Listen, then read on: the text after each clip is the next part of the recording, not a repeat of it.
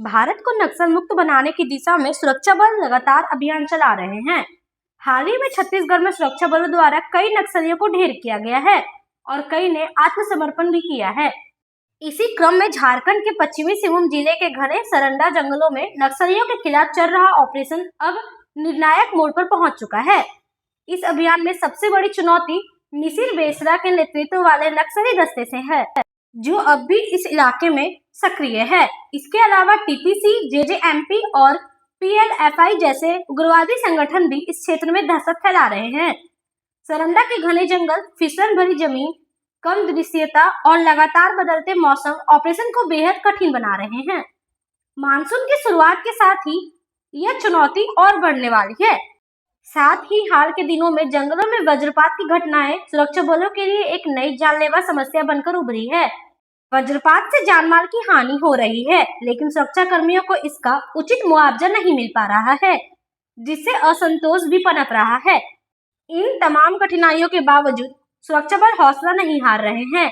आधुनिक drone, satellite imagery और खुफिया सूचनाओं के सहारे वे जंगल वॉरफेयर में बढ़त लेने की कोशिश कर रहे हैं।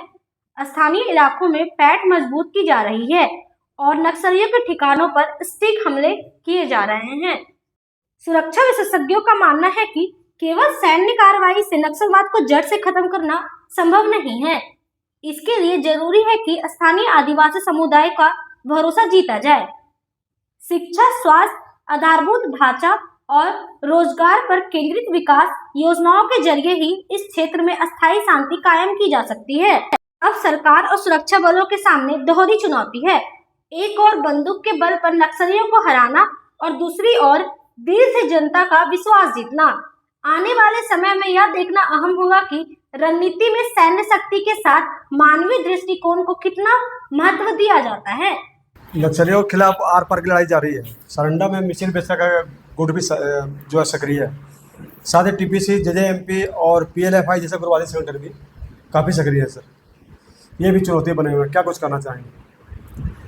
देखिए, पूरे भारत देश में जैसा कि आप माननीय गृह मंत्री जी का बयान देखे हैं, नक्सलियों के खिलाफ में सीपीएमएफ मतलब सेंट्रल फोर्सेज जो हैं और उस राज्य के फोर्सेज लगातार हमको लगता है विगत 6 महीनों से क्रैकडाउन चल रहा है। अभी हाल के दिनों में आप अगर देखते हैं तो छत्तीसगढ़ में जो पुलिस को अचीवमेंट मिली है ये अप्रत्याशित है कि 1 करोड़ इनामी मारा गया। हमको लगता है 250-300 नक्सली विगत 4-5 महीनों में छत्तीसगढ़ में मारे गए हैं पुलिस बल के द्वारा। अगर झारखंड में हम लोग देखें तो बोकारो में हाल के दिन में मुठभेड़ हुआ, वहाँ भी 1 करोड़ इनामी मारा गया।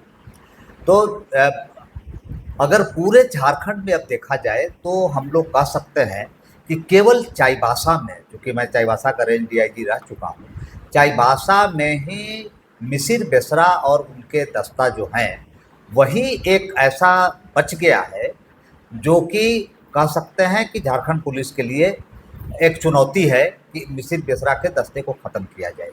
नहीं तो पूरे झारखंड में लगभग नक्सली बहुत ही बैकफुट पर हैं और इधर पुलिस के द्वारा काफ़ी कार्य हुई है। तो बरसात में जंगल वारफेयर और भी मुश्किल हो जाता है, ऊपर से वज्रपात की भी स्थिति है, ऐसे में मुआवजा भी नहीं मिल पाता। तो ऐसे हालात में सुरक्षा बलों के लिए जंग जीतना काफ़ी मुश्किल हो जाता है। इस जंग को कैसे देखते हैं आप?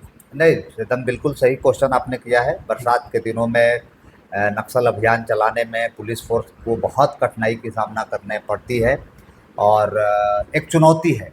वज्रपात में भी सर मुआवजा नहीं मिल पाता। मुआवजा तो चूँकि सरकार से इशू है, तो मुआवजा जो मिल रहा है वो तो सरकार का दायित्व है और सरकार मुआवजा देगी। लेकिन नक्सल अभियान चलाना एक चुनौती का सबब रहता है बरसात के दिनों में, और ये नक्सलियों के लिए बड़ा फ़ायदेमंद होता है कि उस समय पुलिस फोर्स जंगलों में कम जाती है। इस साल थोड़ा सा क्या रहा कि जो गर्मी के दिन भी थे ऑलमोस्ट वो भी बरसात के जैसे ही लग रहे हैं, क्योंकि मई के महीना चल रहा है और लगातार बारिश मई में हो रही है। तो ये चुनौती है, लेकिन फिर भी इन चुनौतियों के बावजूद भी पुलिस बल लगातार काम कर रही है और हमको लगता है कि जल्द ही झारखंड पुलिस, झारखंड जगुआर और सीआरपीएफ संयुक्त रूप से ये फोकस करेंगे मिसिर बेसरा के दस्ते पर। और मिसिर बेसरा का अगर दस्ता समाप्त हो गया तो हम लोग कह सकते हैं कि झारखंड भी नक्सल मुक्त राज्य बनने की ओर बहुत जल्द अग्रसर हो सर जाएगा। बरसात में मुख्य रूप से जो पुलिस के फोर्स के पास चुनौती आती है वो मतलब किस तरह की चुनौती का सामना करना पड़ता है? एक्चुअली बरसात में सबसे बड़ी चुनौती है कि नक्सल अभियान में आप खुले आसमान में रात बिताते हैं, किसी के घर में पुलिस नहीं रहती है। क्योंकि मैं खुद कई बार अभियान में लीड किया हूँ, रात्रि में जंगल में रहा हूँ, तो बरसात के दिनों में एकाएक बारिश आने के बाद उसमें आपको रहना मुश्किल है, खुले में आप रह नहीं सकते हैं। पेड़ के नीचे रहेंगे तो लाइटनिंग की खतरा हमेशा बनती है कि पेड़ पर अगर गिर गया तो उसमें आप हताहत हो सकते हैं। तो बरसात में सबसे बड़ी चुनौती यही है। दूसरा है फोर्सेज के लिए बरसात में कैसे अपना खाना बनाने की समस्या है, मतलब लेके जाएंगे उसको भी खराब होने की समस्या है।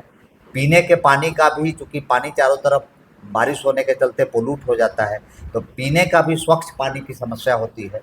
और जंगलों में चलने में भी सांप या और किसी तरह की कीड़े मकोड़े, इन सब की भी संभावना बरसात के दिनों में बहुत बढ़ जाती है।